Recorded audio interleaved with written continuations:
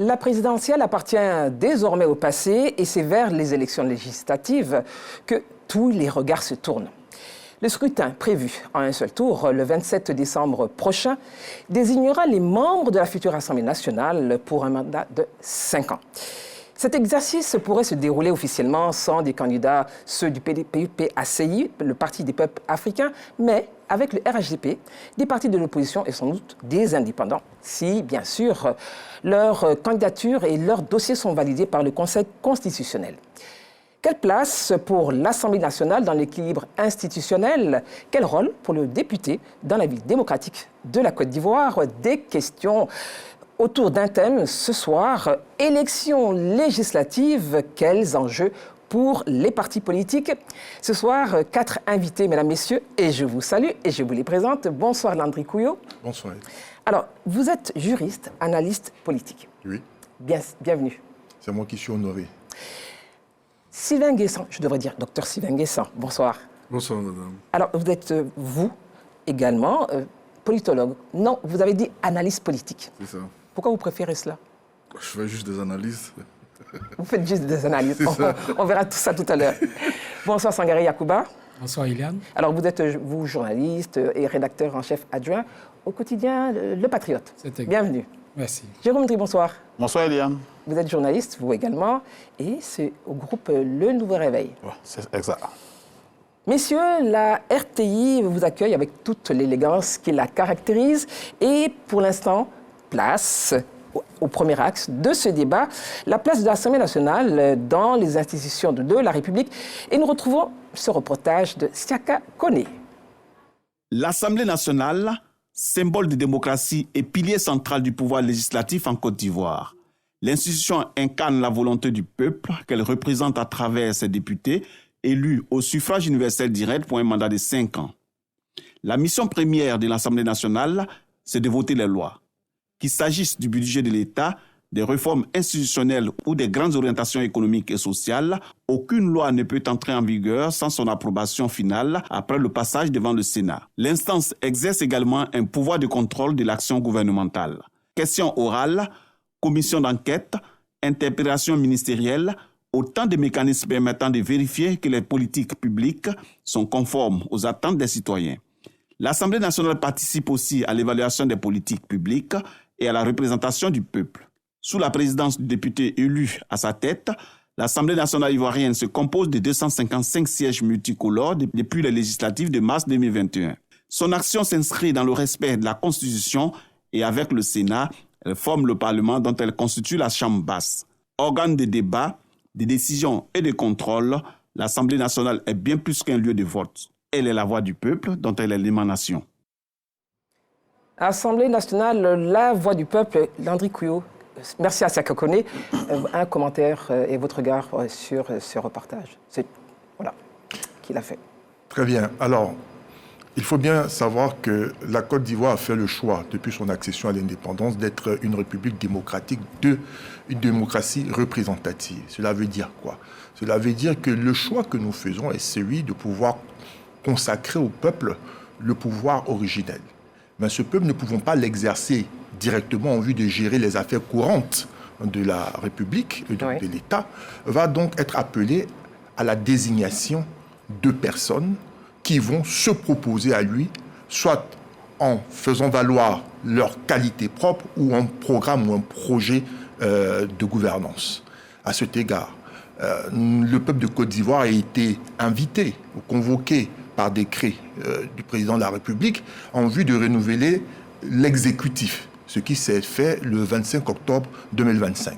À la suite du renouvellement de l'exécutif, il y a celui du pouvoir législatif en l'une de ses chambres, qui est l'Assemblée nationale. Oui. C'est donc à bonne date, conformément aux dispositions constitutionnelles, en l'occurrence les articles 90 et suivants de la Constitution de 2016, modifiée en 2020, puis en 2023, que la date proposée par la CEI a été validée par le gouvernement et communiquée par décret.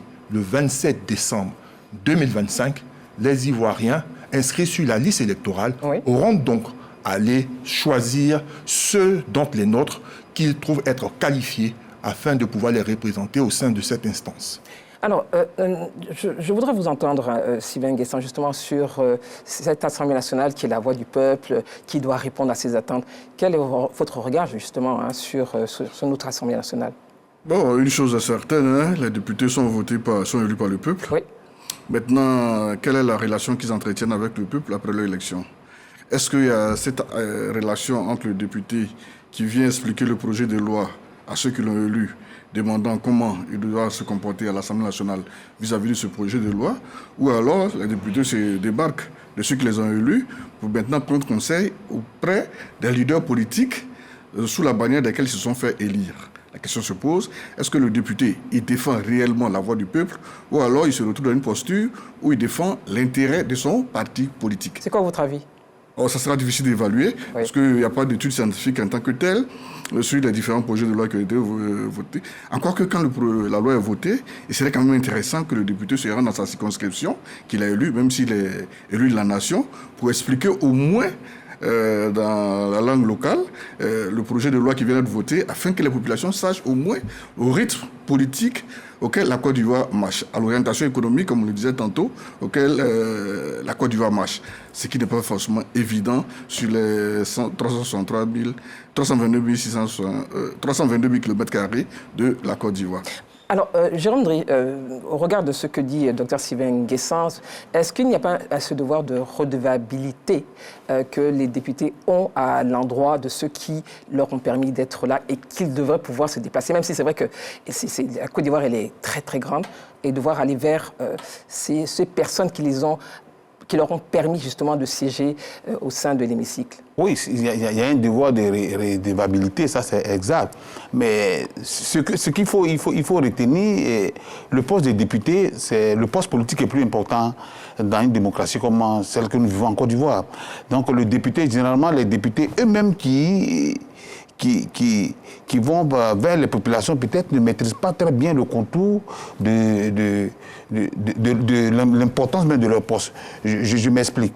Quand un député va vers des populations qui disent, par exemple, que si je suis élu, je ferai des ponts, je ferai des routes, généralement, on moque le député qui dit ça, parce qu'on se dit que le député, à l'origine, n'est pas un acteur de développement. C'est pas vrai, le député, c'est un acteur de développement. C'est les lois qui changent la société. Et quand le député dit, par exemple, qu'il fera des ponts, il fera des routes, ou il va améliorer la situation des populations, il faut comprendre en cela que le député ira voter des lois, puisque tout cela relève on va dire des finances publiques. Oui. Et les finances publiques, la loi, le budget est voté par le député. Donc le député, à l'origine, c'est un acteur de développement. Donc les populations doivent désormais intégrer cela, et le député lui-même doit intégrer cela. C'est pourquoi, à chaque fois, il doit expliquer la loi, expliquer les projets de loi qui sont prêts à l'Assemblée nationale, pour que la population, ses mandants, sachent réellement le rôle qu'ils jouent à l'Assemblée nationale. Parce que vous pensez qu'ils ne le savent pas, Sangaré et Yacouba, qu'est-ce que vous en pensez? Les députés ne savent pas quel est leur rôle par rapport à justement ce que disait Jérôme Dri, les attentes des populations, le fait qu'ils soient juste, entre guillemets, on va dire, des envoyés peut-être spéciaux au sein de l'hémicycle, ils répondent de la voix de la population.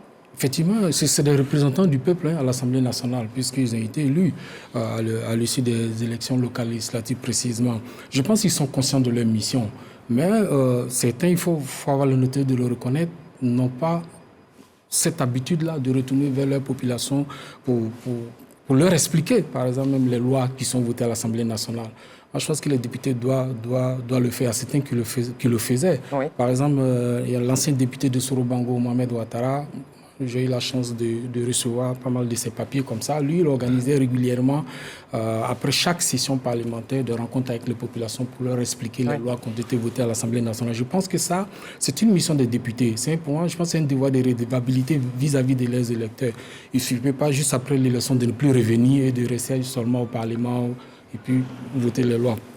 Donc, ils ont un rôle important à jouer dans l'hémicycle. On l'a dit dans le reportage, ils ont un rôle surtout de contrôle.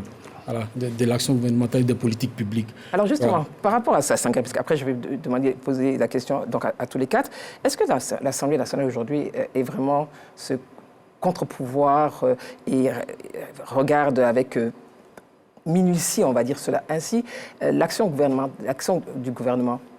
Non, mais si, ça dépend de ce qu'on met dans le contre-pouvoir. Si c'est être le contre-pouvoir, vous pose la question. Pour venir contrarier l'action du gouvernement, constituer un blocage, si je peux m'exprimer comme on le voit dans d'autres pays, non, ce n'est pas le cas parce que le parti majoritaire à l'Assemblée nationale est le parti qui gouverne le pays. Oui. Donc cela n'est pas possible. Mais il peut constituer un contre-pouvoir en étant pointué sur certaines lois. On le voit quand les ministres passent devant les différentes commissions.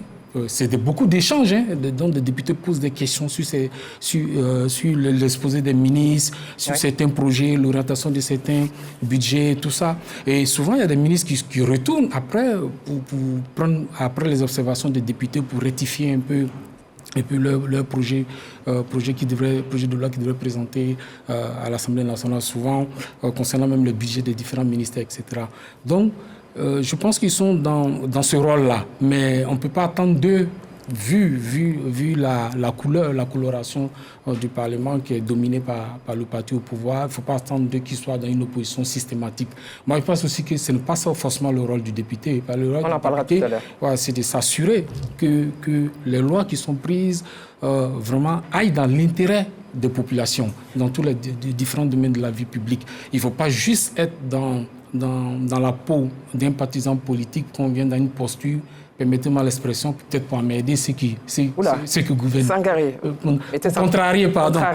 Contrarier, excusez-moi, pour contrarier ceux qui gouvernent. Je pense qu'il ne faut pas que le député soit dans cette option-là. D'accord. N'empêche aussi, il ne faut pas attendre aussi du député seulement que de tous les députés qu'ils accompagnent. Il y a des députés qui peuvent être dans cette posture-là parce qu'ils défendent une coloration politique. Alors, mais leur rôle, c'est de veiller vraiment à l'exécution des politiques publiques.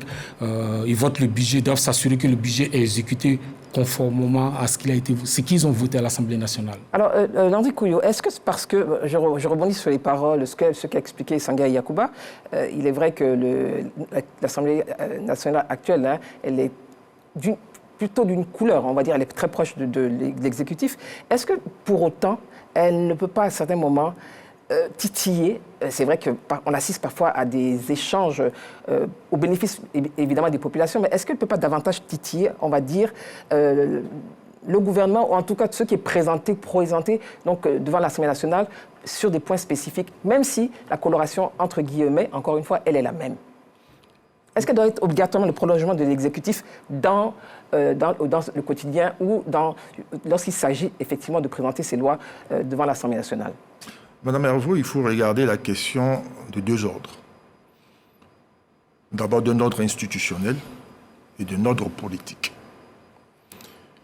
D'un point de vue institutionnel, notre Assemblée nationale et les députés qui la composent et l'animent disposent de tout l'outillage et l'appareillage en vue d'accomplir au nom et pour le peuple de Côte d'Ivoire, les missions qui leur sont conférées.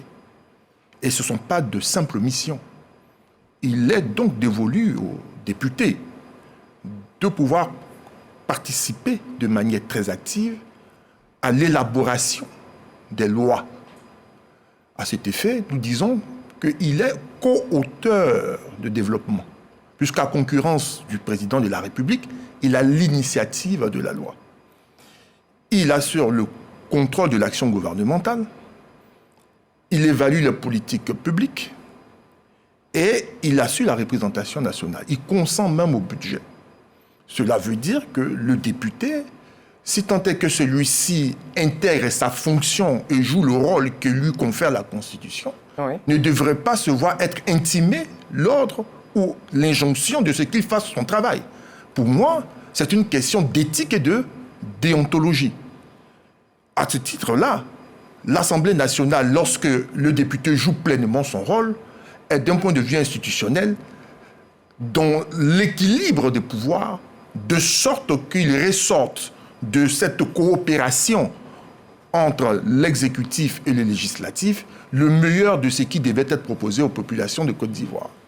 D'un point de vue politique, la conquête du pouvoir d'État et sa gestion nécessitent dans l'appareillage, dans l'organisation politique et administrative de la Côte d'Ivoire, que vous, en tant que parti politique, gagnez l'exécutif pour vous assurer que le président de la République, chef ou détenteur exclusif du pouvoir exécutif soit en position, mais qu'au niveau législatif, il y ait l'accompagnement qui va avec, puisque le président de la République est élu sur un programme. Son programme est une offre de gouvernance intervenant dans différents secteurs d'activité, nécessitant que des lois soient prises en vue de leur mise en œuvre.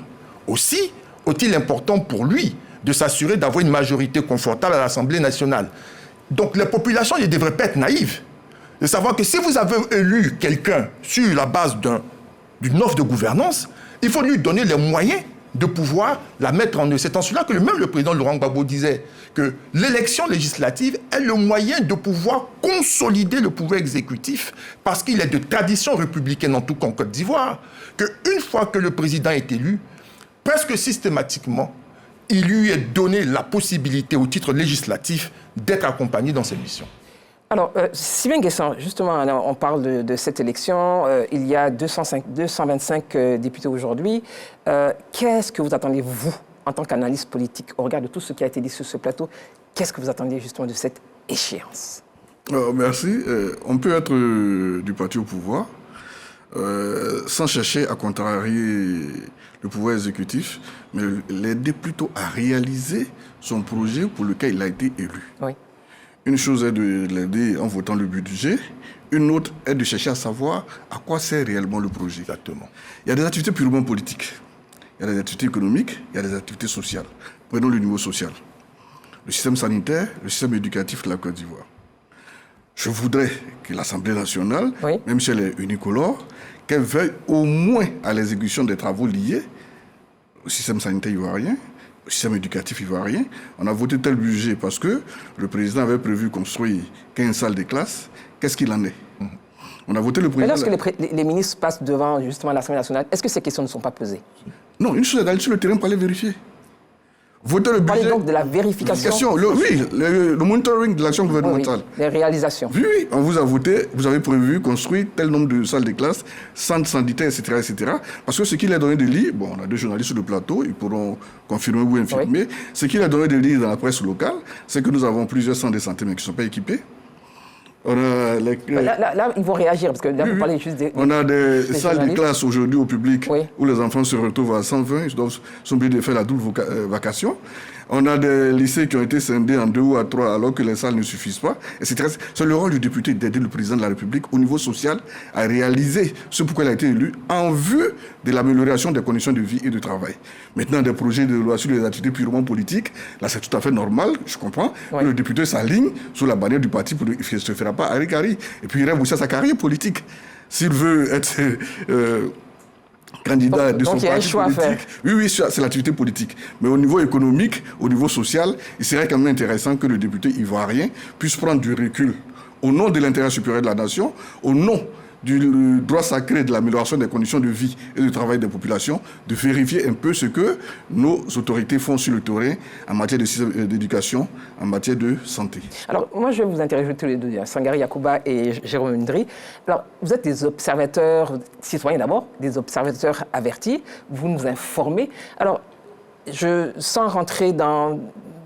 Le docteur Sylvain Guessant, il donne son avis, mais j'ai besoin de comprendre ou de savoir, et les téléspectateurs aussi, est-ce que les députés, après leur élection, ne vont pas sur le terrain parce que les ministres viennent devant l'Assemblée nationale, on leur pose des questions, je prends le ministre de l'Éducation nationale, de la Santé ou de la Culture, que sais-je, les questions sont posées. Est-ce que vous pensez réellement que les députés ne vont pas sur le terrain avant de recevoir, souvent en commission, les ministres en charge de certains dossiers ou certaines thématiques spécifiques? Non, là, je vais répondre très rapidement. Et c'est vous qui rapportez ces chiffres et ce serait vous qui rapportez. C'est désolant de le dire, mais les députés ne vont pas généralement sur le terrain. Vous dites les députés ou des députés? Bon, je dirais, quand je dis des députés, oui, je vais prendre même... Pas tout le monde. Je vais exagérer un peu même pour dire que la quasi-totalité des députés ne vont pas sur le terrain. C'est ce que nous a donné de voir à l'Assemblée nationale. Je me rappelle bien, à l'époque du président Soro Guillaume, il insistait chaque fois, à chaque ouverture de session ou clôture de session, il invitait chaque fois les députés à aller vers les populations.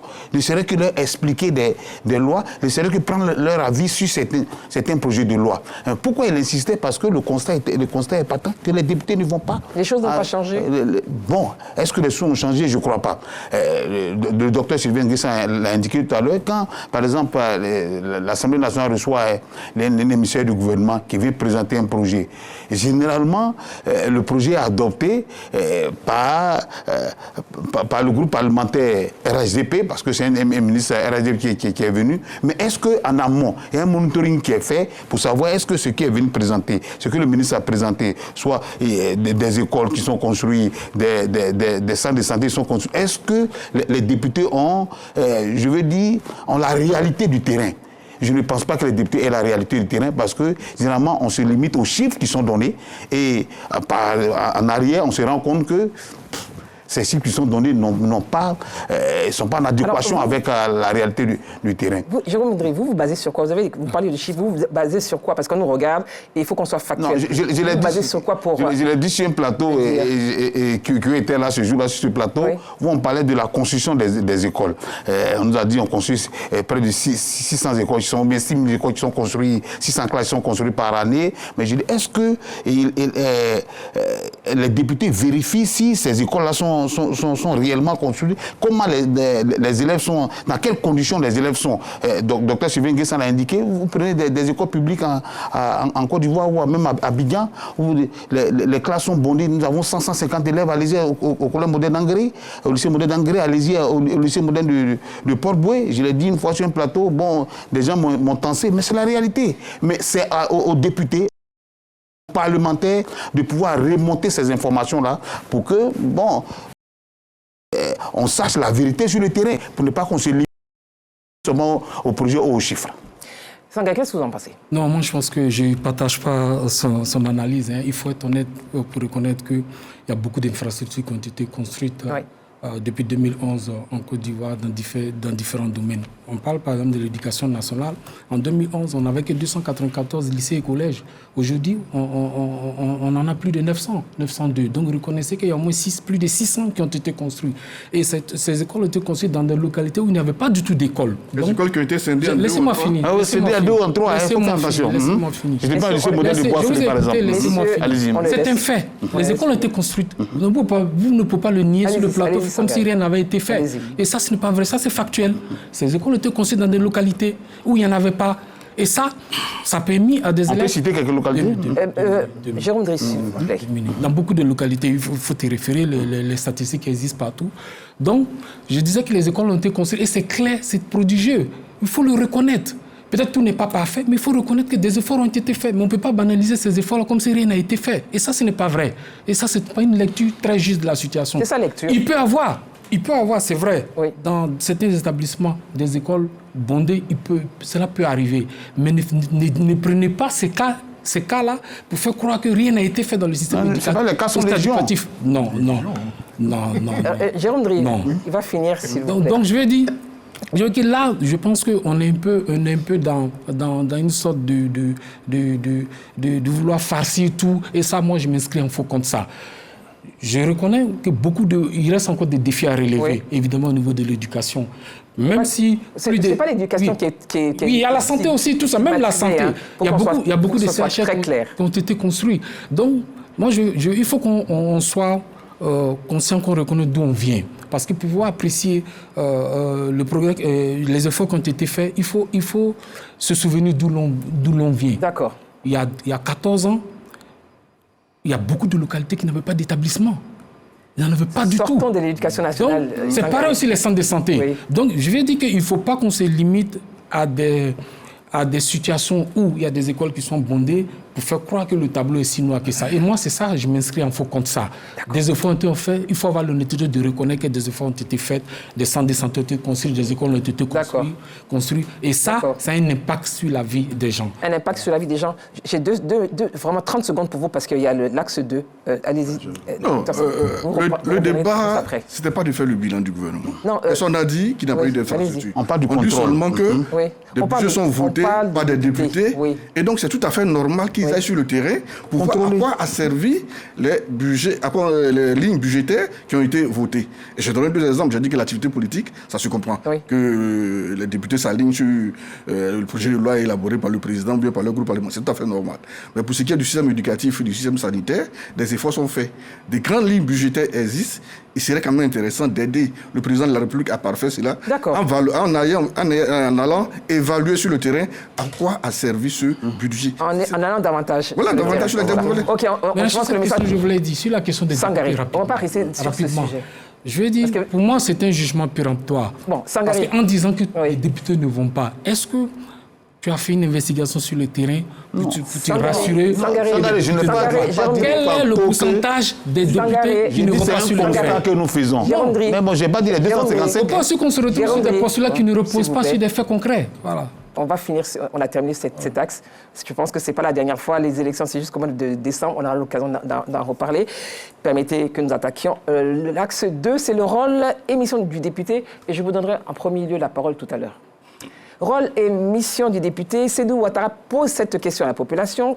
Selon vous, quel est le rôle et les missions du député? Tout de suite. La mission d'un député, c'est de développer sa région d'abord et voir même plus loin encore son village. Selon moi, le député est censé voter les lois à l'Assemblée nationale pour l'intérêt du peuple.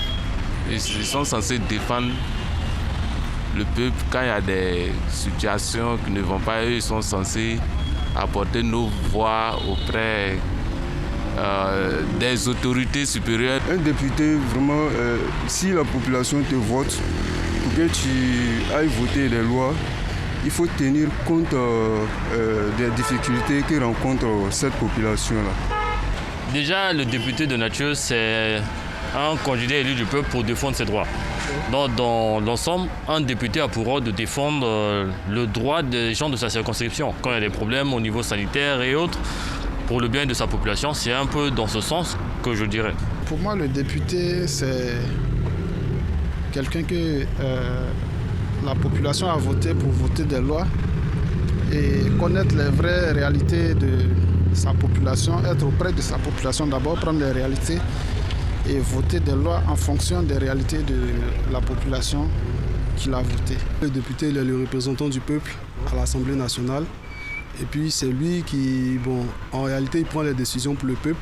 Il est le porte-parole du peuple au niveau de l'Assemblée nationale. Merci Seydou Ouattara pour ce micro-trottoir. Oui, il nous a proposé des réponses de population. Alors, messieurs, j'avais promis à Landry Couillot de réagir le premier. Permettez, messieurs, je vous écoute. Alors, au regard de ce qui a été dit, est-ce que vous avez un commentaire, un additif sur le rôle, justement? Bien sûr, dans mon premier propos, j'ai pris le soin d'énumérer les missions du député. Oui. Outre le vote de la loi, qui est l'une des missions les mieux connues, il y a un élément qui a fait l'objet de commentaires, et parce que c'est important, la question de la gouvernance est une question qui préoccupe les Ivoiriens, parce que la mise en œuvre des politiques publiques s'appuie sur un budget donnant les moyens aux autorités et à leurs équipes compétentes de pouvoir matérialiser et accomplir les projets qui ont été dégagés à partir de la vision du président de la République qui est élu. Un député ne peut pas se contenter que d'un contrôle sur pièce. Il est au moins élu dans une circonscription. Et la mise en œuvre du programme du gouvernement vise aussi sa circonscription. Si vous lui demandez de parcourir les 322 000 km², il va vous opposer la question du financement de ces actions parce que ça coûte cher. Il ne faut pas l'ignorer.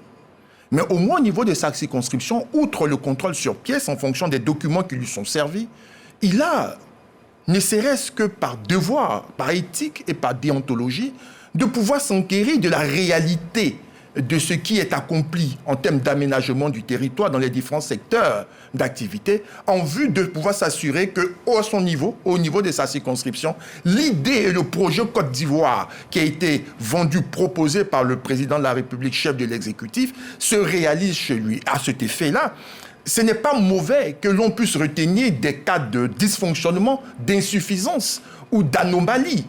Par exemple, le fait que dans certaines salles de classe, on ait un nombre un peu trop important d'élèves, ce qui rend difficile la transmission du savoir, que dans certains centres de santé, il y a des équipements qui manquent. Mais à ce moment, le député, il le fait et il apporte des éléments factuels. Et c'est important de pouvoir le souligner. Nous empêchons ou nous évitons à avoir des propos qui manqueraient d'éléments précis et qui donneraient à débat et à confusion.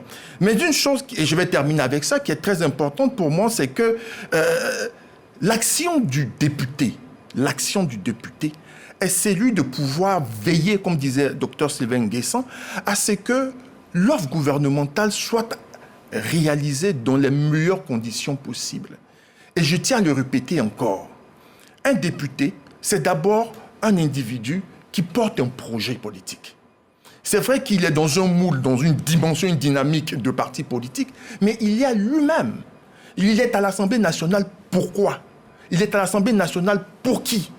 Donc s'il se questionne et qu'il se met en action, ma foi, on aurait une Assemblée nationale qui sera dynamique et qui va pouvoir être utile au gouvernement, parce que je vous promets que même le président de la République, avec tous les moyens qui sont à sa disposition, n'est pas en capacité d'avoir l'exhaustivité de ce qui se passe en Côte d'Ivoire. Donc le député doit pouvoir l'y aider, qu'il soit de son parti ou non. Et c'est ce que les Ivoiriens attendent. Au-delà de la coloration politique, ils voudraient que la réalité de ce qu'ils vivent soit rapportée. Le plus souvent, on le fait avec émotion, mais le député, il a de la distance pour pouvoir rendre de la manière la plus objective et la plus pertinente possible les expressions de ces populations en vue de pouvoir les faire entendre par le gouvernement et de pouvoir obtenir de celui-ci l'aide nécessaire, les ressources nécessaires en vue de pouvoir satisfaire les besoins. Il a un rôle de lobbying, le député. Il faudrait qu'il puisse utiliser ce pouvoir de lobbying-là pour pouvoir obtenir, pour les acteurs de développement qui sont les maires, le président du conseil régional, les ressources dont ceux-ci ont besoin pour accomplir pour les populations ce dont elles ont besoin.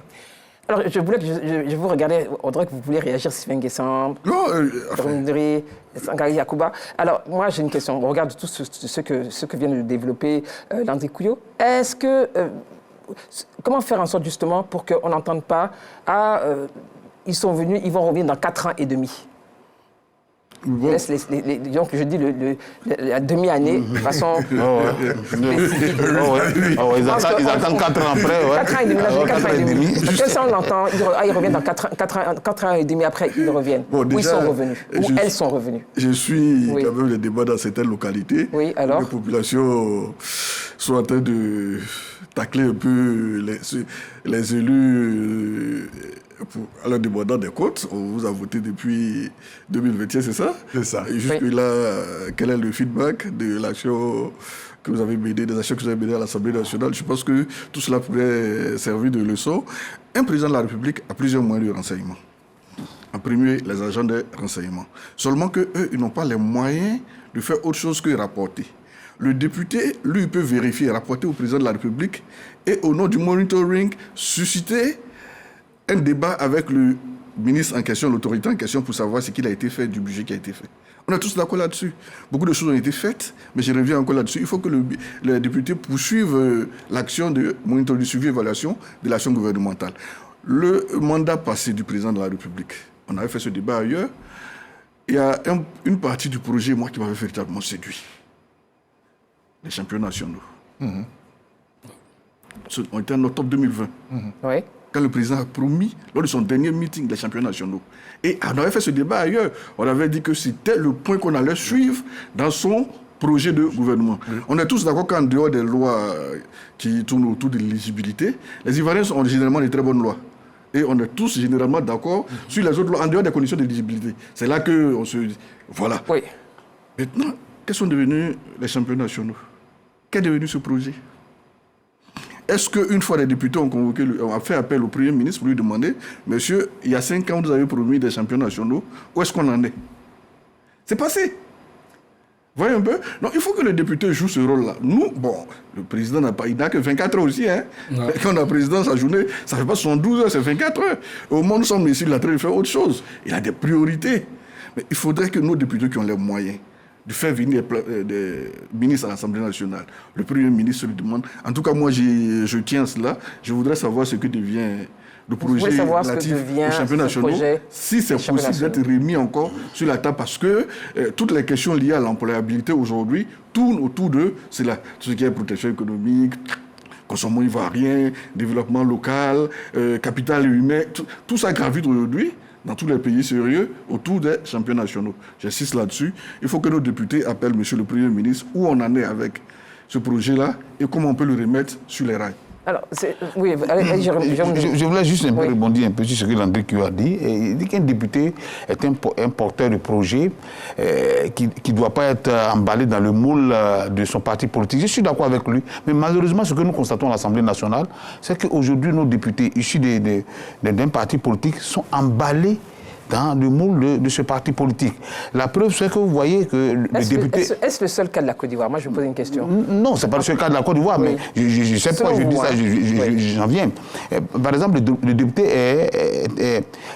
peut initier qu'on appelle une proposition de loi, mais allez-y voir l'Assemblée nationale. Combien de députés qui initient, à part peut-être à Salé Timoko, qui très souvent initie quelques propositions de loi, les députés n'en font pas. Alors qu'il y a beaucoup de sujets sur lesquels les députés peuvent initier. Ils peuvent initier des propositions de loi. Ça ne se fait pas. Au-delà de ça, le député lui-même, je pense que le député lui-même, il faudrait qu'il puisse connaître sa position et son rôle et ses réelles missions avant de s'engager dans... Alors, moi, je vous ai posé la question lorsqu'il s'est agi de l'axe 1. Je vous la repose. Vous avez vraiment le sentiment que les députés ivoiriens ne savent pas pourquoi ils sont dans l'hémicycle? Non, c'est pas moi qui ai le sentiment. Non, mais je vous pose la question. C'est pas moi qui ai le sentiment, mais c'est le constat qu'on fait auprès des populations. Tout à l'heure, Sylvain Guézan a dit qu'il a suivi un peu le débat dans certains... Essayez d'étendre un peu l'oreille. Vous verrez que dans plusieurs localités, les gens ont dit on les attend. 4 ans après, on les attend. C'est le même slogan. Hein. On a le même slogan. Quand ils sont élus, ils viennent plus. Quand ils sont élus, ils viennent... Enfin, c'est récurrent quand même dans plusieurs localités, à part quelques députés quand même qui sont très proches de la population, parce que le député s'enferme toujours dans un monde pour dire non, je ne suis pas un acteur de développement. La preuve, je n'ai pas de cabinet. C'est le maire qui, si vous avez des projets de développement, allez vers le maire ou bien vers le président du conseil régional. Tout à l'heure que l'a relevé, le député, il peut jouer le rôle de lobbying pour même attirer, même pourquoi pas des projets dans sa localité. Ça, c'est possible. Mais bon, alors, moi, je vais tourner... au constat, combien de députés qui le font aujourd'hui? On a l'impression que l'Ivoirien s'est dit aujourd'hui que le député, son rôle, c'est juste aller voter les lois à l'Assemblée nationale, ça s'arrête là. Non, son rôle va au-delà de cela. Alors moi, je vais retourner la question différemment, parce qu'on avait tout à l'heure avec l'élément qui nous a été proposé par Siaka Kone. Donc, est-ce que, au regard de tout ce que vous avez constaté, est-ce que vous pensez que les populations sont au fait réellement du rôle que doit jouer le député? Est-ce que les populations sont au fait, ou en tout cas, leurs attentes, elles ont dans leur esprit, les attentes à l'endroit du député sont claires. Parce que c'est un duo. Qu'est-ce que vous en pensez, Sangaré? Non, moi je pense que... Très rapidement, parce que je fais le tour de cette question. Allez-y. Oui, les attentes, les populations savent ça. Elles savent que si elles votent un député, le député les représente à l'Assemblée nationale. Mais est-ce qu'il n'y a que ça? Non, je sais.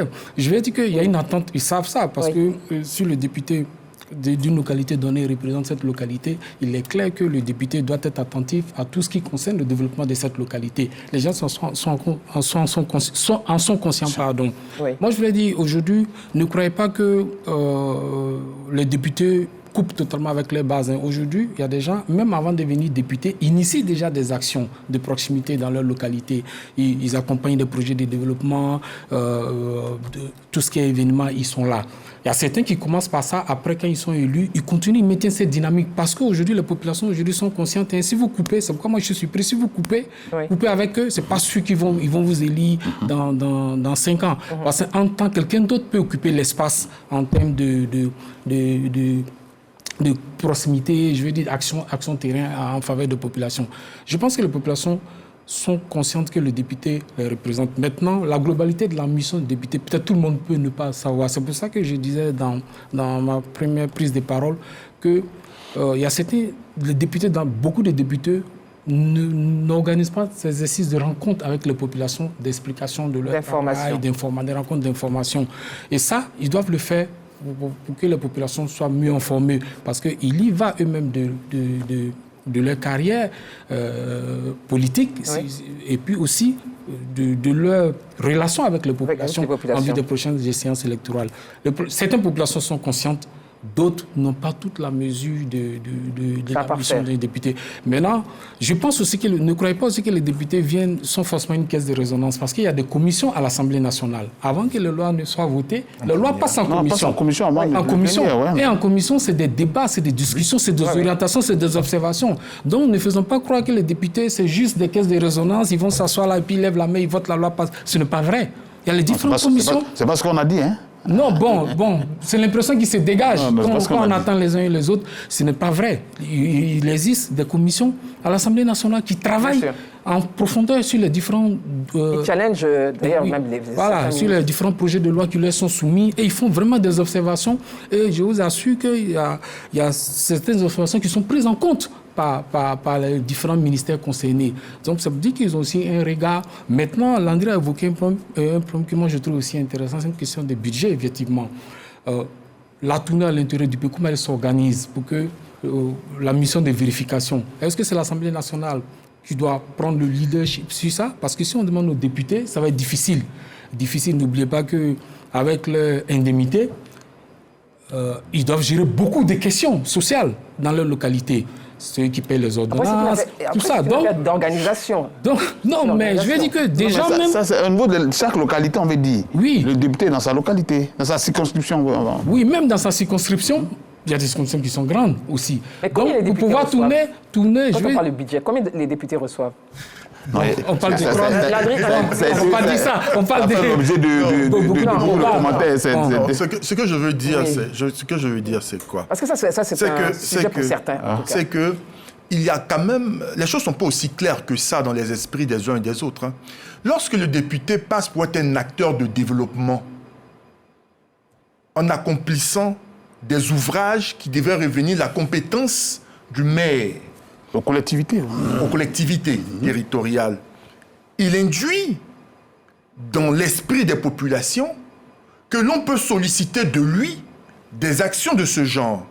Même lorsque vous suivez la campagne, le discours porté par certains candidats, cela se rapproche de celui du discours du maire. Est-ce que ce n'est pas fait sciemment? Certainement. Ou bien par ignorance? Et après, ils se font prendre au piège parce que les populations attendent ça là d'eux, et que les populations surestiment leur capacité d'action sur le terrain, alors qu'en réalité, ce n'est pas le cas. On a l'impression que se limiter à ce que la loi vous dit que vous êtes est insuffisant, et pourtant, c'est déjà du travail. Le travail parlementaire... Pourquoi vous dites ça, Landry Couillot, que c'est insuffisant? On a l'impression que c'est insuffisant. Pourquoi? Parce que si vous dites qu'en plus de ce que la loi vous dit de faire, vous pouvez construire une école. Moi, j'ai entendu des gens dire, si vous m'élisez, je vais construire une école. Il peut construire une école. Je termine. Dans la compréhension des gens, c'est que le député peut faire autant que le maire. Ce qui n'est pas le cas, au point où, dans certaines localités, il y a des conflits de compétences fictifs. Vous comprenez? Or, le travail parlementaire est une réalité tout autre. Car lorsque une loi est votée, cherchez à voir la loi dans sa formule initiale. Vous verrez combien de fois elle a été travaillée, modifiée par le pouvoir d'amendement du député afin qu'elle puisse correspondre à une certaine réalité. C'est important. On nous dira que les populations semblent être détachées de cette réalité, mais le travail du député est celui d'expliquer le travail et le bien fondé du travail qu'il accomplit au quotidien, afin que nous disposions de l'outil législatif permettant la mise en œuvre de politiques publiques essentielles à l'amélioration des conditions de vie et des personnes et des populations. Autre chose qui est importante à pouvoir souligner, la question... Vous allez chuter, comme on dit. Oui, d'accord, pour pouvoir chuter. Les capacités d'action de députés. Oui. Il y a eu le fameux débat sur les émoluments, et sur la capacité et l'usage qu'on ait fait. Si le député doit réellement faire le travail qui lui est demandé d'être fait au titre du travail parlementaire, je vous promets que 3 millions de francs CFA, ça n'est rien du tout. Donc, une proposition de loi, Dr Sylvain Nguessan, c'est d'abord une étude, des études préalables, qui sollicitent des expertises. Et surtout lorsque vous voulez intervenir dans un domaine de connaissances compliqué ou spécifique ou complexe, attends, vous allez solliciter énormément de personnes qui ne viendront pas le faire gratuitement, sauf si vous avez de bonnes amitiés. Il vous faut avoir un cabinet. Il vous faut avoir produit. Il vous faut produire donc un exposé des motifs convaincants. Et ensuite, un légistique pour pouvoir proposer le texte. C'est pas rien du tout. Mais déjà, même pour une seule législature, c'est déjà important de le faire. Et si on lui demande de pouvoir faire un contrôle sur place, nécessitant de faire une tournée à l'intérieur du pays, ne serait-ce que dans sa circonscription, c'est quelque chose. Je ne dis pas que c'est rien du tout. C'est déjà de l'argent.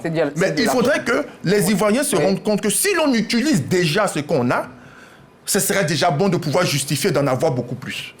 Très bien. Alors, moi, je vais quand même parler de la place de la femme députée dans l'espace politique national, qui est parfois violent, avec des mots. Je ne parle pas de physique, de violence physique, mais quelle est vraiment la place de la femme députée dans notre hémicycle, mais avant d'arriver à l'hémicycle, en ce qui concerne l'élection, nos listes. Sylvain Guessan, docteur. Bon, on pourrait poser la question aux femmes aussi. Il y a combien de femmes qui sont engagées jusqu'à ce niveau-là? Oui, mais à quel niveau se situe l'engagement de la femme? Est-ce que ça ne part pas de l'intérieur, justement, tous les blocages qu'il y a parfois? Il y a des blocages, les pots de bananes sur le terrain politique. Ce n'est pas seulement à l'endroit des femmes. Bon, peut-être que parce qu'elles sont au foyer, elles ont encore d'autres obligations. Beaucoup de femmes ne toléreraient pas que les femmes restent dehors jusqu'à 2h du matin pour faire des réunions politiques. Donc ça fragilise leur action. Si elles doivent toutes quitter les réunions politiques à 16h, pendant que les hommes commencent les vraies réunions à partir de minuit, tout ça, ça limite un peu la place de la femme. Encore qu'il y a eu ces dernières années beaucoup d'actions de lobbying de la part des organismes internationaux. Mais il y a une loi. Oui. Nous avons une loi au niveau de 30%. Les 30%. Mais bon, pour appliquer les 30%, ça demande une certaine maturité politique et le sens du compromis.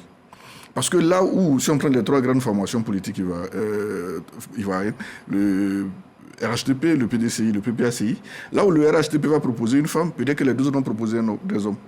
Il faudrait peut-être qu'on s'entende sur des localités définies au préalable pour dire, on a combien 111 départements. Dans 30% de ces départements, autour de 33-34 départements, on ne présente que des femmes. Donc chaque parti politique veut, mais pour obtenir un tel consensus, ce n'est pas gagné d'avance, puisque aucune loi ne dispose d'un tel consensus.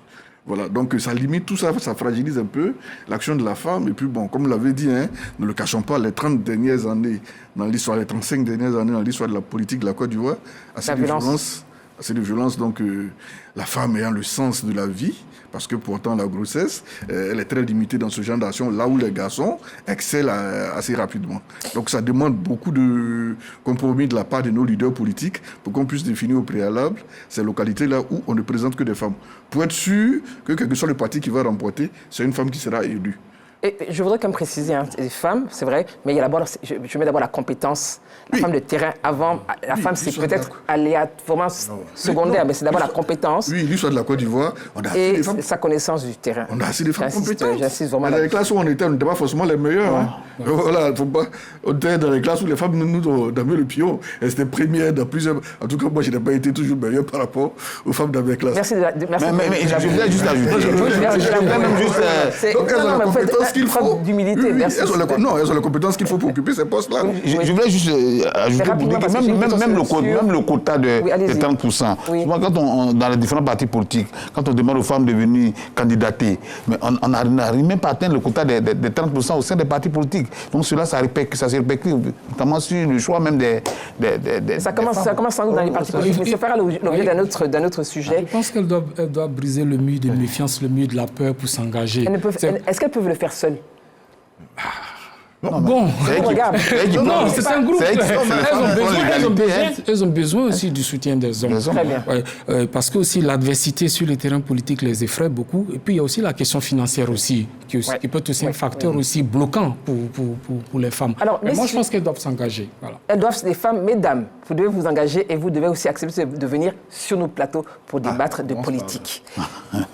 Messieurs, je voudrais vous poser une question concernant le PPACI. Alors, question, est-ce qu'il est vraiment stratégique pour un homme politique qui s'est préparé pendant 5 ans de se dire aujourd'hui, je ne peux pas être candidat parce que mon mentor, le président de mon parti, a décidé que nous choisissions la politique de la chaise vide pour les législatives. Sangaré, très rapidement, et je fais vraiment le tour. Dans la forme, on peut dire que le... Et je parle du PPACI en l'occurrence. Je veux dire, dans la forme, on peut dire que le PPACI est cohérent dans sa démarche. D'accord. Mais dans le fond, je pense que ce n'est pas une bonne décision. Parce que l'Assemblée nationale peut être un espace pour le PPACI pour pouvoir peut-être constituer un contre-pouvoir, je pense, après l'expérience de la présidentielle. Donc, refuser d'aller à l'Assemblée nationale, je pense que c'est un risque énorme. D'abord pour le parti lui-même en termes de visibilité, en termes d'existence, mais surtout pour la cohésion interne, parce que le parti a quand même des élus. Que deviennent ces élus? Est-ce qu'il faut-il sacrifier ces élus-là sous l'autel d'un engagement peut-être extrémiste sur cette posture-là? Je pense que ce n'est pas une décision mûrement réfléchie parce que la politique de la chaise vide... Vous pensez qu'elle n'est pas mûrement réfléchie? Peut-être qu'elle a été mûrement réfléchie à leur niveau, mais je vais dire que ce n'est pas une bonne décision parce qu'elle va porter un préjudice énorme au parti et aussi bien aux cadres qui ont la chance d'être élus. Et ça, je suis sûr qu'en interne, il doit y avoir des grognes en ce moment, des grincements des dents, parce que c'est quasiment un sacrifice, si je peux dire, peut-être un suicide de beaucoup de cadres élus du PPACI. Certains auraient peut-être pu gagner dans leur localité. Et ça, c'est une décision vraiment difficile. C'est une décision difficile. Pour les élus de ce parti-là, pour les cadres de ce parti-là. Docteur Sylvain Guesson, je vais écouter après Jérôme Dry et je vais terminer par... Bon, c'est pas nouveau quand même, hein. On sait que les principaux dirigeants du PPACI étaient des cadres du FPI. Du FPI qui, en 2012, a refusé de participer aux Jeux politiques jusqu'en 2020-2021. Donc, bon, c'est pas nouveau pour ces leaders politiques. Mais bon, je respecte leur choix, mais c'est vraiment dommage. Vous savez, de 2000 à 2010, il y avait pratiquement des localités en Côte d'Ivoire qui étaient un peu considérées comme des citadelles imprenables. C'est la chasse gardée pratiquement du FPI d'alors. Mais leur refus de participer aux Jeux politiques à partir de 2012 ont fait basculer ces régions. Où aujourd'hui, le PPACI a du mal à s'implanter. Et alors que le plan PPACI commence à pousser, et encore une absence sur le terrain politique, enfin à l'Assemblée nationale encore pendant 5 ans.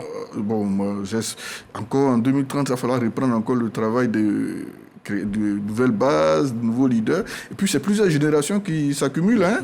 La génération de 90, elle est encore là. Celle qui est venue en 2000, elle est encore là. Celle qui a rejoint en 2012 après la crise, elle est là. Celle de 2020-2022, elle est encore là. Donc, en 2030, il serait quand même intéressant que... Bon, c'est vrai qu'ils ont des revendications qui sont acceptables, qui sont compréhensibles. Il serait intéressant quand même qu'ils reviennent dans le jeu. Ce serait intéressant. C'est mon souhait. Jérôme Dry, avec je dirais que c'est pas nouveau sur l'échiquier quand même de la politique au plan national. On se rappelle bien qu'en 2000, le RDR avait pris cette décision après le rejet de la candidature de son leader, refusé d'aller aux législatives. C'est ce que ça a coûté, mais bon, dans la foulée, il y a eu 4 députés qui sont allés en indépendant, mais ils ont dû rattraper très rapidement le coup en participant au municipal. On a vu ce que ça a donné. Ils ont largement gagné les municipales. C'est vrai que peut-être dans la forme, la décision prise par le PPACI, le président Laurent Gbagbo a ses raisons, parce qu'aujourd'hui, il ne faut pas ignorer qu'il y a un certain fatwa quand même qui s'abat sur le... J'ai pas compris. Non, je veux dire qu'aujourd'hui... Attention au mot. Non, donc je retire le mot. Aujourd'hui, quand même, il y a une répression, quand même, il s'abat quand même sur leur parti. C'est ce qu'ils considèrent comme une répression. Plusieurs de leurs cadres sont en prison. Ils soutiennent même que certains qui devaient être candidats dans certaines localités se retrouvent en prison. Donc, en solidarité peut-être avec ceux-là, ils préfèrent se retirer. Bon. Est-ce que cela se fera sans conséquence? Je ne crois pas. Parce que, comme l'a dit le docteur Sylvain Guesson, de 2025 à 2030, quand même, il y a plusieurs générations qui se succèdent. Oui. Et puis, l'un des défis pour ces élections, quand même, c'est... Gardez vos arguments pour tout à l'heure. L'existence du parti. On va y revenir dans quelques minutes. Alors, je vais juste demander après Landry Couillot. Alors, on a parlé du PPACI, bon, le PDCI, on n'a pas vraiment parlé. Il y a le RHDP, puis il y a les indépendants, mais très rapidement. PDCI, RHDP, la liste, elle est connue. PDCI, on attend. Et puis, peut-être des indépendants. Alors, très rapidement, je voudrais que l'on fasse attention à 2 choses. Sur la question de la participation ou non du PPACI à l'élection des députés à l'Assemblée nationale. Lors de sa réunion extraordinaire du comité central, on est ressorti un communiqué officiel. Sauf que dans la stratégie de communication, on aurait pu se contenter que de ce communiqué officiel. mais on laisse faire courir et diffuser sur les réseaux sociaux le discours d'orientation du président Laurent Gbagbo parce que, au niveau du PPACI, il y a l'institution et il y a surtout Laurent Gbagbo qui représente l'institution. Et le propos de Laurent Gbagbo diffère très subtilement de celui du discours officiel qui est ferme, carré. Le président Laurent Gbagbo oppose ou soulève comme condition le temps. Il insiste sur le temps, la date.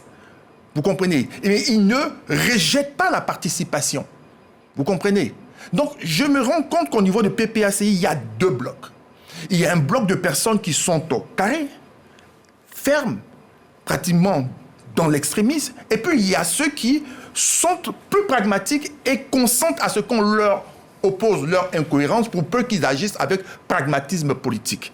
Face à ces deux blocs, à ces deux clans, c'est le clan ou le bloc le plus important qui l'emporte et qui va certainement décider de l'orientation stratégique du PPACI, mais en tout état de cause.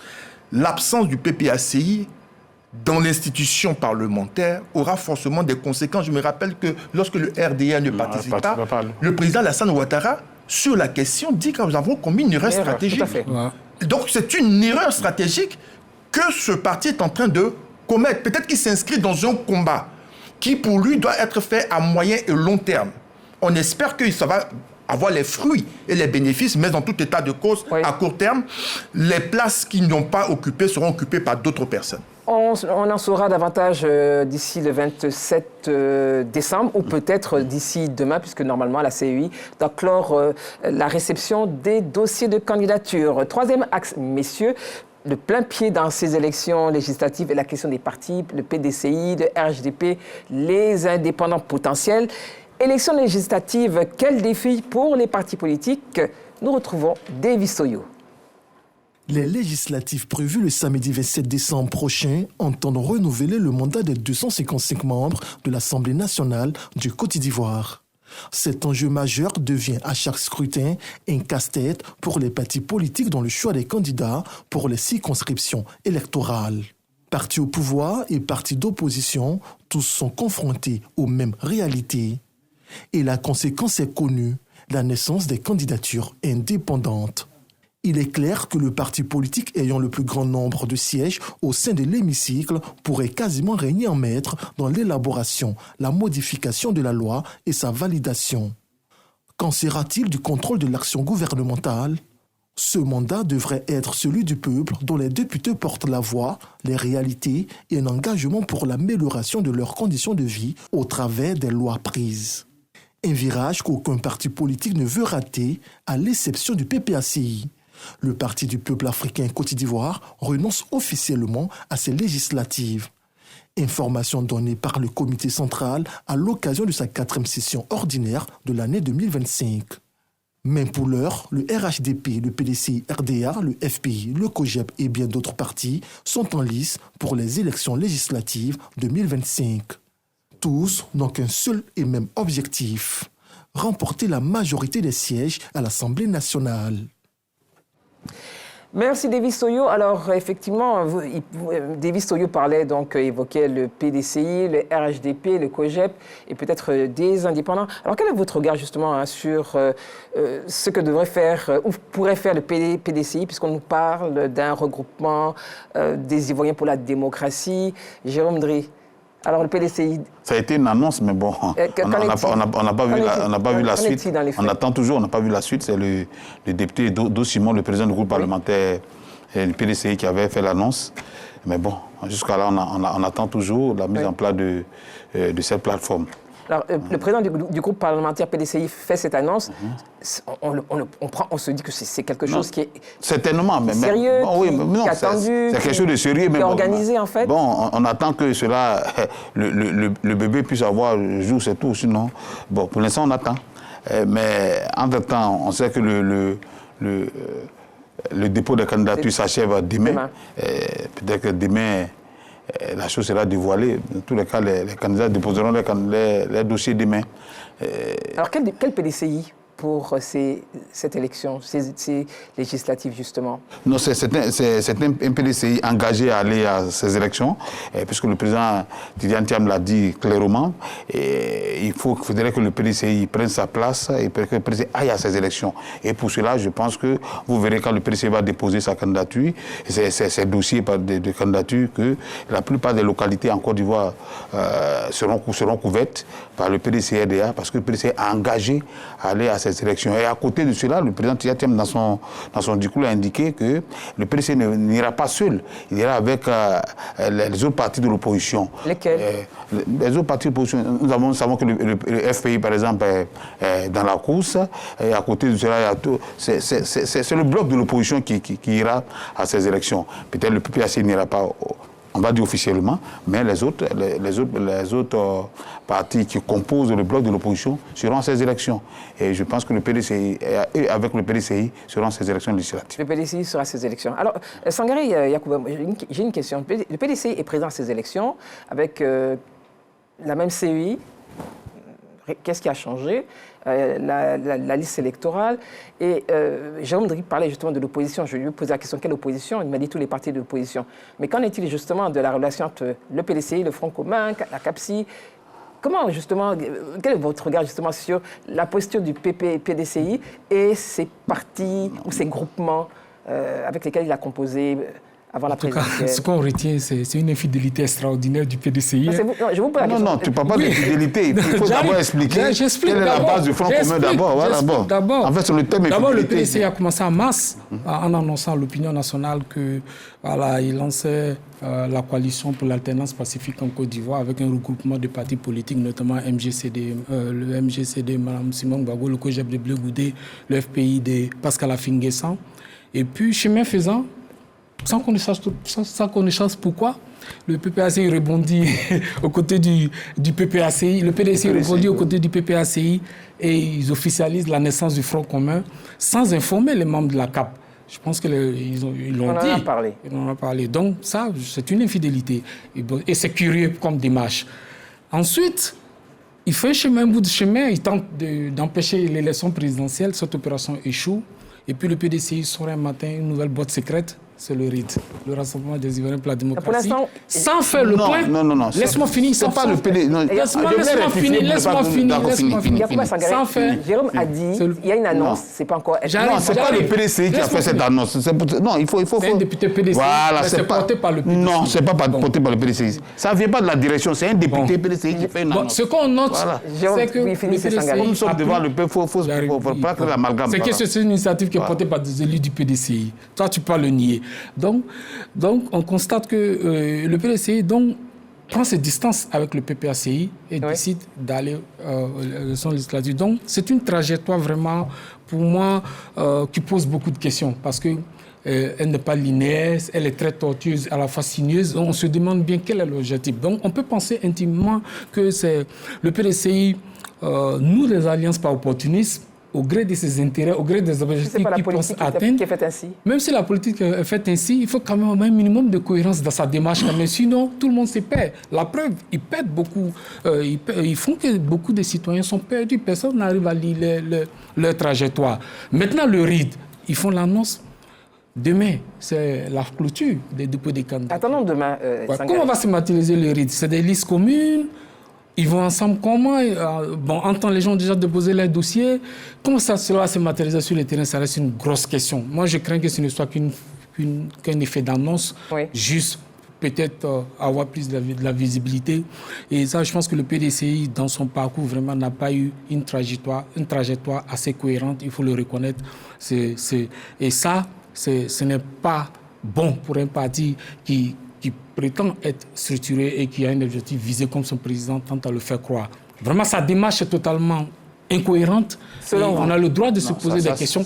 Je parle sur la base des faits. Voilà, parce qu'en 6 mois, le PDCI a quasiment noué près de 3 alliances. Et c'est pas vrai. De 3 alliances. On a le droit de s'interroger vraiment sur la démarche. Il s'interroge, c'est son droit. Docteur Sylvain Nguessan, votre regard justement, et quel PDCI durant ces élections? Il n'y a rien de nouveau sous le soleil. On connaît la trajectoire politique du RDA. allié du FPI, Parti Socialiste de Gauche, ensuite allié du PDCI. Et sur cette question, c'est le FPI qui a... Je vous pose la question sur le PDCI. Oui, c'est l'ancrage historique que je fais. On veut parler de... Voilà. Il y a eu par la suite le G7, ensuite il y a eu le RHDP, ensuite il y a eu le RDA plus les 3 autres, ensuite il y a eu le RHDP fusionné avec le logo de tous les autres partis politiques. Rien de nouveau, c'est toujours des démarches compréhensibles sur le terrain politique. Le PDCI n'en est pas le maître, le PDCI n'en a pas l'exclusivité. Donc, ma question, je la reprends. Quel PDCI pour ces élections? Après avoir un PDCI qui a décidé, selon ce que moi j'ai lu, d'avoir des candidats, une de ces rares fois depuis 1995, d'avoir des candidats sur toute l'étendue du territoire. C'est une chose excellente. Le PDCI le peut? Depuis 1995. Est-ce qu'aujourd'hui, le PDCI a cette capacité d'avoir des candidats sur l'ensemble du territoire? Vous et moi, on va vérifier demain. On va vérifier demain. Oui. Et ce serait une chance quand même que dans les 111 départements, que le PDCI puisse aller au-delà de Bouaké. Parce que dans l'alliance avec au sein du RHDP, on a vu la candidature de Mme Kouma qui ont été retirées à Odiéné. On a vu la candidature de Kamaraté qui a été retirée. C'était où? À Mankono, je crois. Oui. Il y a eu une autre candidature à Bouna qui a été retirée parce que ce serait le bastion du RHDP. Et c'est comme ça que du RDA. Et c'est comme ça que le PDCI disparaît du Grand Nord. Là où il avait un véritable ancrage. Donc pour une fois, le PDCI a une chance d'avoir des candidatures partout. C'est une excellente chose que le Front républicain, d'ailleurs, qui disait que chacun gère son parti comme il l'entend, c'est une excellente chose que le PDCI aujourd'hui ait des candidats un peu partout. On verra son poids réel, on verra ses erreurs, et ça sera aux acteurs d'avoir les 4 années suivantes pour corriger, en attendant le challenge de 2030. En attendant 2030, Henri Couillot, et après, on va quand même parler du RHDP, du COGEP, et bien sûr ces indépendants qui essayent de se faire entendre. Alors, le PDCI, doit-il se faire violence? Quel PDCI doit-on espérer pour ces législatives à l'intérieur du pays, couvrir tout le territoire de la Côte d'Ivoire en termes de présence et des candidatures? On ne peut pas parler du PDCI-RDA comme on parlerait des autres partis politiques parce que le PDCI-RDA, historiquement parlant, est le parti qui, en s'appuyant sur l'appareil de l'État, a bâti l'État de Côte d'Ivoire. C'est un parti qui a plus d'expérience et quand vous interrogez les Ivoiriens, le PDCI leur inspire stabilité, confiance. Ça, c'est dans l'imaginerie collective. Sauf que depuis quelques mois, plusieurs mois, il ressort des choix stratégiques de ce parti, un problème de pilotage. On nous parle de différentes alliances qui se sont faites, mais c'est un record qu'on obtient avec le PDCI-RDA en 6 mois quand même. Et on va d'une extrême à une autre. Parce que le Front commun, je ne vais même pas parler de la CAPSI, le Front commun, c'est extrême quand même. Où on dit, parce qu'on n'est pas qualifié, on ne soutient personne et on va empêcher la tenue de l'élection. Et puis, le PPACI, en cohérence avec cet objectif et cet objet-là, dit, nous, on n'ira pas parce qu'on ne reconnaît pas l'autorité exécutive à partir de laquelle l'élection législative est enclenchée. C'est une cohérence intellectuelle. Et puis, il y a l'autre partenaire qui s'est inféodé ou s'est subordonné entre-temps, qui, lui, va à contre-courant et va à cette élection-là qui est impulsée par l'autorité exécutive, qui est portée, incarnée par le président Ouattara, réélu le 25 octobre 2025, et dont l'ancien partenaire, ou le partenaire ne sait pas jusque-là s'ils sont encore ensemble ou pas, ne reconnaît pas. Donc, en étant droit, même leurs propres militants ne savent même pas où se situer. Ce serait quoi la logique? Donc, je me dis, attention, est-ce que, même si c'est la politique, c'est la prise de décision par opportunisme, mais est-ce qu'on ne va pas perdre quelque part dans son prestige, dans son rayonnement, mais aussi dans la compréhension que les uns et les autres ont de vous, surtout que l'avènement du président Tidiane Thiam était porteur d'espérance de faire la politique autrement en faisant une rupture avec l'ancien ordre politique qui est contrarié et qui porte le passif de plusieurs alliances qui n'ont pas du tout fait du bien à la Côte d'Ivoire. On a l'impression qu'on est dans le même moule, donc on ne fait pas la politique autrement, on la fait comme les autres, on hérite et on fait prospérer cette manière de faire la politique. En tout état de cause, oui. Ils y sont. Ils décident de pouvoir se présenter, compétir sur l'ensemble du territoire national. Il faut les féliciter parce que c'est de ça qu'on attend du PDCI-RDA en tant que parti leader, ne serait-ce qu'au niveau de l'opposition. Maintenant, c'est d'espérer que ce PDCI-RDA puisse faire au moins autant qu'en 2021, parce que s'il y a un déclin au niveau de l'occupation des sièges, cela va forcément créer un problème en interne au niveau du leadership, au niveau du PDCI-RDA, et le siège du président Tidjane Thiam risque d'être fortement contrarié parce que vous savez que jusqu'à présent, il n'a pas encore fini de régler cette question-là. Donc, le score du PDCI-RDA devrait être au moins autant qu'en 2021 ou plus, de sorte qu'on puisse avoir une stabilité à ce niveau de ce parti. C'est un challenge pour... Aucun test au PDCI depuis que le siège du président est remis en cause. On n'a jamais dit qu'il s'est remis en cause. J'ai dit au moins pour une je ne suis pas dans l'extrême. Non, il n'est pas dans l'extrême. Je parle de leadership. Je parle de leadership. Non, madame Méliane, vous ne parlez pas tous au même je ne parle pas de test, je parle de leadership, je parle de dynamique politique. Même Je parle de dynamique politique. Mais je suis en droit de pouvoir donner mon opinion. Bon, je suis en train de parler. C'est tout. On s'écoute, s'il vous plaît. Mais c'est aussi simple que ça. Qu'est-ce qu'ils ont peur? Merci beaucoup. On va parler d'un autre parti parce que le PDCI suscite beaucoup de passion. Je voulais juste préciser quelque chose. Moi aussi, je voulais faire une précision. Non.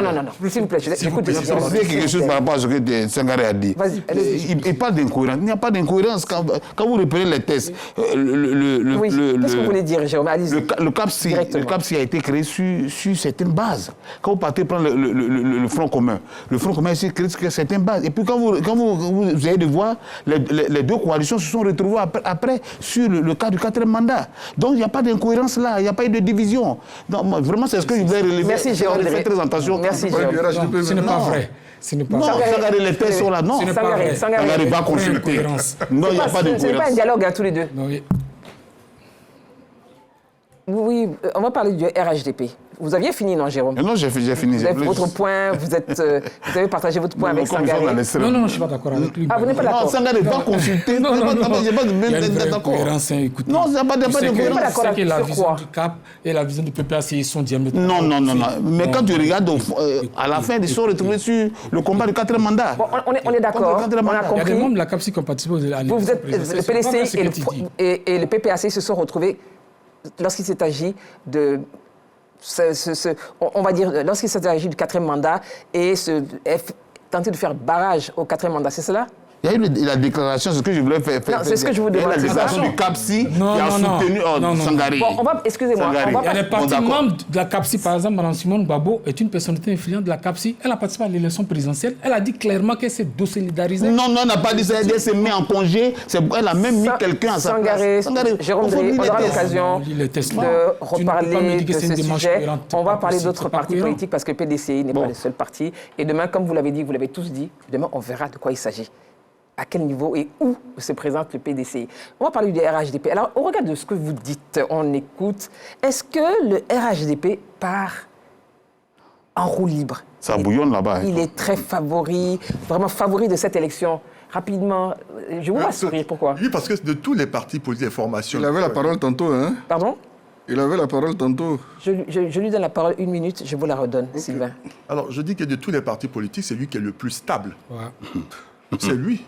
Mais très rapidement. Il part déjà avec l'ancienne législature, avec une majorité écrasante, n'est-ce pas? Il a pour actif pour lui l'élection du président de la République réussie avec Alassane Ouattara face à 2 adversités d'ordre électoral et une autre qui était d'ordre insurrectionnel. Donc, ils vont avec des militants qui ont le moral très haut.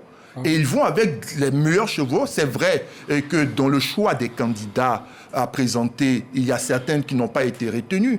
Mais je peux vous assurer d'une chose, passer l'élection, cela ne va en rien perturber la vie interne du parti, sa démarche et surtout sa capacité à pouvoir s'implanter et à pouvoir s'étendre davantage. Je crois que ce sont les autres partis politiques qui doivent faire la preuve qu'ils sont capables de pouvoir arracher au RHDP quelques éléments. Sinon, ce parti-là, il va avec une machine forte et en capacité de pouvoir améliorer son score, d'autant plus que le PPACI n'y est pas. Donc, il y a de la place. Il y a de la place. espaces, Sylvain Guessa, qu'est-ce que vous en pensez concernant justement les RHDP? Il peut grignoter ces espaces laissés par PPACI? Bon, l'histoire récente de la Côte d'Ivoire milite en faveur du RHDP, hein, avec Henri Konan Bidje qui n'a pas voulu aller au front contre le RDR alors, avec FPI qui a refusé d'aller sur qui a décidé de boycotter toutes les activités politiques. Le RDR s'est retrouvé en roue libre pratiquement pendant 10 ans, sans adversité aucune. Et il n'y a pas de militants captifs. Voilà, des régions comme Adzopé, comme Agboville, comme Jacquesville, j'en citerai d'autres, qui étaient des bastions classiques de l'opposition depuis les années 90, ont vacillé. Et aujourd'hui, le PPS et l'opposition peinent à avoir des traces dans ces localités-là. Le Béquet a vacillé, etc., parce qu'il n'y avait que des candidats du RHDP. Donc c'est une élection qui pourrait consacrer l'apogée du RHDP en attendant la théorie de la décadence qui commencerait. Parce qu'après un tel score, on ne peut pas faire mieux que ça. Après ça, il ne pourrait avoir que la décadence du RHDP. Jérôme Dry, votre avis là-dessus? Je suis d'accord avec Sylvain Guessa, la décadence du RHDP. Quand vous regardez même au niveau des candidatures... La décadence, à quel moment? Après dans le temps, après ces élections. 4 sièges. Il parle peut-être favori, mais quand vous regardez dans le fond, pour une première fois, au niveau des dépôts de candidatures, vous avez 600 candidatures au RHDP. Sur 600 candidatures, il y a 200 candidats qui ont été retenus dans 27 régions et districts. Et avec ce qu'on voit sur les réseaux sociaux, ce qu'on entend, vraiment ça bouillonne. Vous entendez quoi? Plusieurs candidats qui n'ont pas été retenus. Chaque jour, quand on voit sur les réseaux sociaux, c'est des déclarations qui fusent par-ci, par-là, des candidats non retenus qui menacent d'aller en indépendant.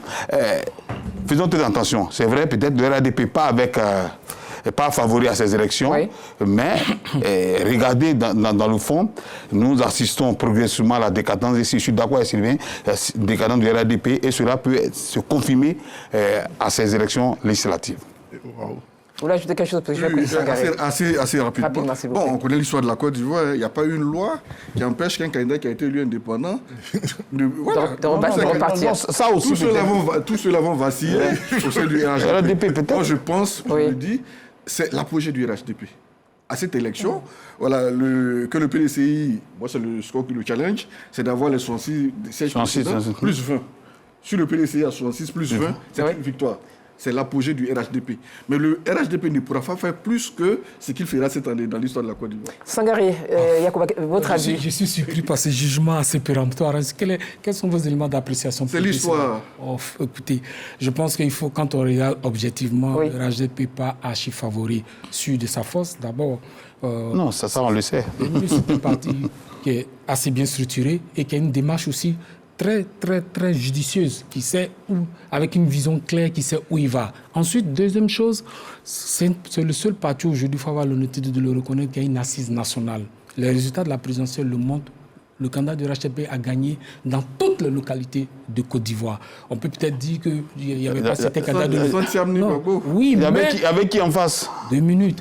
Il veut qu'il a gagné dans toutes les localités. Et il y a eu des scores intéressants même dans les localités qui jadis n'étaient pas favorables au RHDP, notamment dans la Niébi-Tiassa, dans la Mé, notamment les Grands Ponts, etc. Donc c'est un parti, réveillez-vous, qui a consolidé sa base, qui a un bastion imprégnable et qui a encore maintenu le dynamisme au sein de sa base. Regardez le taux de participation au nord. Et ça, 15 ans après, le RHDP a réussi à maintenir cette flamme-là. Et ça montre vraiment le dynamisme du parti. Ensuite, le parti a renforcé son enracinement dans d'autres localités du pays. Ensuite, deuxièmement, le parti, quoi qu'on dise aujourd'hui, a les meilleurs cadres du pays dans ses rangs. C'est comme une équipe, ce sont ses meilleurs joueurs. Si on était en football, je dirais peut-être pour les supporters du Real que c'est peut-être le Real Madrid.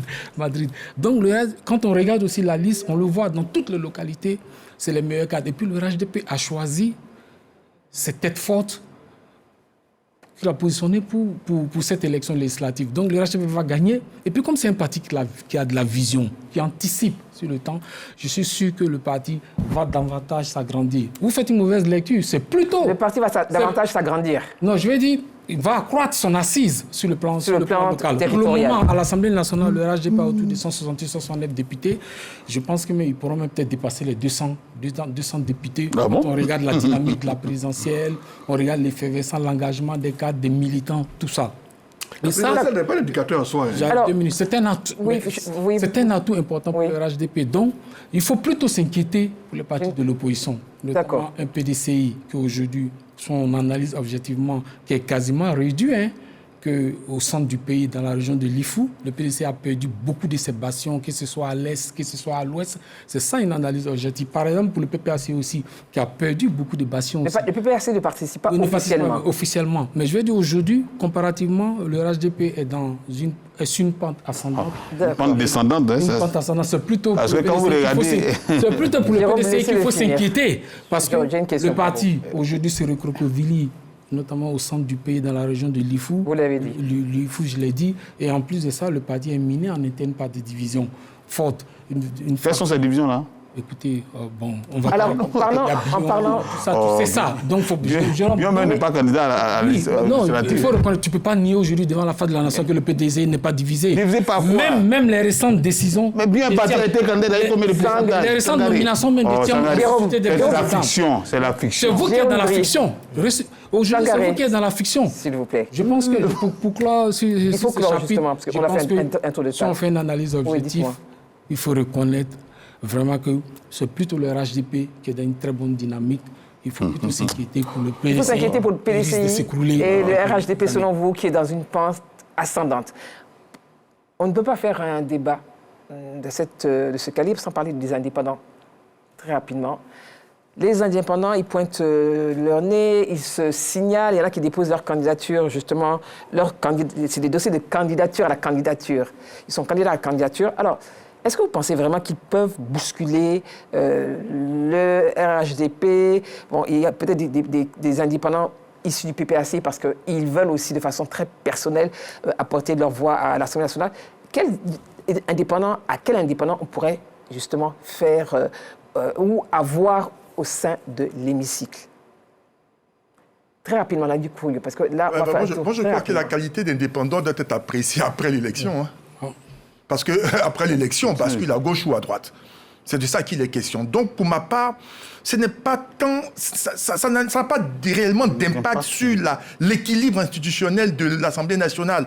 Parce que quelqu'un, par réaction, peut s'affranchir momentanément de son parti parce qu'il n'a pas été retenu. Il se présente comme indépendant. Et puis, il y a le vrai indépendant qui n'a aucun ancrage, qui y va, mais qui ne va réellement peser que s'il se rapproche d'un groupe parlementaire. Donc, pour ma part, des indépendants, je ne vois pas la réalité parce qu'il va falloir attendre l'après-élection. Pour ma part, les équilibres sont faits.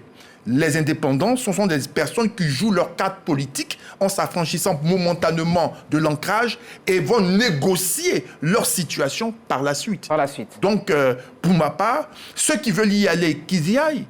Et puis, par la suite, qu'ils puissent choisir le rang dans lequel ils veulent s'inscrire. Mais en tout état de cause, je vais terminer avec ça. En termes d'indicateurs, le meilleur indicateur, c'est l'élection de 2021, peut-être la plus inclusive depuis plusieurs années. Et en 2021, ma foi, le RHDP est sorti largement vainqueur. Des partis devaient avoir l'humilité de travailler en interne et tirer conséquence de leur absence depuis très longtemps parce qu'ils ont refusé le jeu politique. D'autres partis ont besoin de se reconstruire parce qu'ils sont dans une pérégrination. Et si l'on dit que le RHDP sera forcément dans une courbe descendante parce qu'on atteint l'apogée peut avoir une situation stabilisée sur plusieurs années, mais en réalité, le déclin d'un parti politique procède de l'ascension d'autres partis politiques. Donc, il faudrait que les autres puissent connaître une ascension forte à partir d'une vision stratégique très claire et des hommes et des femmes capables de porter cette vision stratégique. À ce moment-là, oui, les règles et les normes scientifiques s'appliquent. On aurait mieux apprécié cette théorie si les trois candidats avaient compétit. Cette présidentielle n'est pas une indication. Mais je n'ai pas utilisé la présidentielle comme indicateur. Sylvain Guessin, on parle de législatives, s'il vous plaît. On parle des législatives. Il s'agit l'élection présidentielle, elle est en 2021. Elle est terminée. Vraiment, je vous écoute, mais vraiment, on parle des législatives. Et là, ma question était liée, vraiment nécessaire, et de façon très claire, à la question des indépendants. Bon, les indépendants, il y a une forte escroquerie morale. l'Assemblée nationale avait prévu, je crois, un projet de loi, certains députés en avaient parlé en tout cas, pour qu'un député qui a été élu indépendant, du jour au lendemain, ne bascule pas. Parce que son électorat n'a pas changé. Le groupe alimentaire qui rejoint, ou alors le parti politique qui rejoint, était bien présent lors de l'élection dans la localité. Si l'électorat n'a pas voté pour ce candidat qui l'ont voté, ça veut dire qu'il voulait au moins une certaine relative autonomie. Donc si ce projet de loi avait abouti, et qu'aujourd'hui, un député élu sous la bannière des candidats indépendants qui vacillent perd automatiquement son poste et avec de nouvelles élections, on verrait un peu ce que cela va donner. Ce que ça peut changer, on a vu le cas de Boaké en 2002, c'est ça, où le candidat du PDCI, d'autres candidats qui n'ont pas été choisis se mettent en place, ils divisent l'électorat et c'est un autre candidat qui gagne. C'est là que se situerait l'enjeu pour cette élection législative au niveau des indépendants. Si un candidat n'a pas été choisi au niveau de son parti politique, qui vient d'indépendant, suscitant par là la division des voix de son parti au niveau de l'électorat, un autre candidat qui a moins de voix que les deux voix réunies pourrait émerger. Bon, encore que ce sera plus ou moins pour se retrouver dans une autre formation politique. Donc vous êtes... On ne voit pas l'enjeu, en fait. Pas d'enjeu. Jérôme Drié et Sangaré, vous avez 2 minutes chacun. Évidemment, pas d'enjeu avec les indépendants, parce que quand on prend même les indicateurs de 2021, le RDP s'est retrouvé avec près d'une vingtaine de députés indépendants qui ont rejoint le groupe parlementaire qui a gonflé ce nombre que nous avons aujourd'hui. Bon, est-ce que, de façon éthique, est-ce que c'est bon de pouvoir solliciter un indépendant l'électorat et puis basculer dans un autre parti politique? Je ne crois pas. C'est pourquoi, moi je dis que ces indépendants, ceux qui vont en indépendant aujourd'hui, rien ne nous dit qu'ils ne vont pas basculer au RHDP. Bon. Ou au PDCI? Non, généralement c'est au RHDP qui bascule, parce que c'est le parti au pouvoir, et avec tout ce qui est pression qui entoure, généralement c'est là-bas qui bascule. Aujourd'hui, nous retrouvons par exemple à l'Assemblée nationale 4 députés non alignés, alors qu'on avait près d'une trentaine d'indépendants, 4 députés non alignés et qui n'ont pas de parti. Donc en conclusion, les indépendants pour vous, pour moi, n'auront pas d'impact sur... Aucun impact. Quel impact? Très bien. Sangaré. Moi, je pense qu'il faut... Mais très rapidement. Il faut dissocier 2 minutes, des indépendants. comme je l'ai fait avec Jérôme. Il faut voir 2 groupes d'indépendants. Il y a des indépendants qui, à l'origine, sont des militants de partis politiques. Oui. Ils sont mécontents du fait qu'ils n'ont pas été choisis pour défendre la couleur de leur parti. Oui. Donc, ils décident d'aller en indépendant. Mais il y a d'autres qui sont vraiment des indépendants sans coloration politique en tant que telle. Moi, je pense qu'ils ne pourront pas vraiment influencer, oui. Je vais dire, la composition de l'Assemblée nationale, eu égard aux forces des partis politiques en présence. Mais par contre, les indépendants qui sortent des rangs des différents partis politiques peuvent, dans certaines localités, quand même constituer, peuvent contrarier, je vais dire, les ambitions des candidats officiellement choisis par le parti. On a vu, par le passé, où il y a certaines localités, le fait qu'il y ait un indépendant issu, par exemple dans le cas du RHCP, qui affronte le candidat officiel du parti, il est arrivé où les deux n'ont pas gagné, c'est l'opposition qui a gagné. Ça fut le cas il y a quelques années à Boisseau, comme ça, où le PDC a raflé le siège face à 2 candidats, un candidat officiel de RHGB et un candidat indépendant. Mais le fait que ces candidats reviennent au sein de leur parti, bon, moi je pense que ce n'est pas un crime. À l'origine, sur leur parti politique. D'accord. Même si moi, je pense qu'il faut quand même se conformer à la discipline du parti, mais le fait qu'ils reviennent, je pense que ce n'est pas un crime, c'est un choix qu'ils ont fait à un moment donné, peut-être sous le feu de la couleur, peut-être aussi le fait qu'ils n'ont pas été choisis, ont décidé d'être candidats. C'est une escroquerie morale. Ensuite, ils font ce choix aussi. Non, ce n'est pas une escroquerie morale, parce que l'électorat qui vote, c'est l'électorat de leur parti politique. Et l'électorat sait. Non, pas forcément. Si, l'électorat sait. Non, on ne va pas recommencer le débat. L'électorat sait. Donc, oui. Je pense que il ne faut pas penser que c'est des gens qui trahissent le vote de leur électorat. En réalité, ils sont élus par les militants du parti pour lequel le parti dont ils ne défendent pas les couleurs à cette élection-là. Donc, je pense que dans l'ensemble de 2 groupes d'indépendants, ceux qui n'ont pas d'étiquette politique, je ne pense pas qu'ils puissent influencer. Maintenant, ceux qui n'ont pas d'étiquette politique vont essayer de revenir, comme on a eu le cas en 2023. Oui. Merci Sangaré. Merci Sangaré. Je pense qu'on vous a suivi. Ce débat, c'est pas le dernier, il se termine, mais je vais vous demander un seul mot à chacun. Par rapport à cette élection qui arrive, on sort, c'est vrai, d'une présidentielle, il y a eu quelques éléments. Quel est le maître mot? Un mot. André Couillot, un mot pour cette élection. ceux qui nous regardent. Discipline républicaine. C'est tout ce que l'on demande aux uns aux autres. Merci. Ceux qui y vont, faites-le parce qu'on a besoin de fonctionner correctement conformément à nos textes. Merci Landry Kouyo. Responsabilité. Responsabilité. Pour que les discours, les messages doivent s'inscrire dans le sens de la préservation de la cohésion. On peut ne pas avoir les mêmes positions, mais on doit préserver l'essentiel, la paix et la cohésion. La paix et la cohésion. Jérôme Ndri. Une élection apaisée, moins de braquage, pour éviter les reprises encore, ce qu'on a connu dans le passé. Il faut reprendre une élection 2 ou 3 fois. Vraiment, ça coûte. Il faudrait que l'élection soit apaisée. Celui qui a perdu, il a perdu. Celui qui a gagné, il a gagné. Merci, Jérôme Ndri. Steven Nguessa, docteur Steven Nguessa. Respecter le verdict des urnes, que le choix des candidats, soit le choix des électeurs, soit le candidat déclaré vainqueur. Merci à tous les 4. Merci, mesdames, messieurs, de nous avoir suivis. Un seul triptyque, paix, respect, tolérance. À très bientôt. Restez sur RT1 pour la suite de ces programmes. Bonsoir.